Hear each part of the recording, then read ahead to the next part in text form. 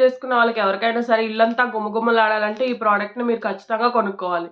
ఇదైతే మనకి 12 boxes dhoop sticks అనమాట.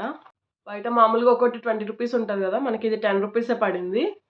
సో ధూప్ స్టిక్స్ దీంట్లో మనకి 4 వెరైటీస్ వచ్చాయి. 4 మీకు కనిపిస్తున్నాయి కదా. మొత్తం బాక్స్లో అయితే కనుక మనకి 12 వచ్చాయన్నమాట. అయితే మనకి అండర్ 150లోనే వచ్చింది. చాలా అంటే చాలా వర్త్ అని చెప్తాను నేను.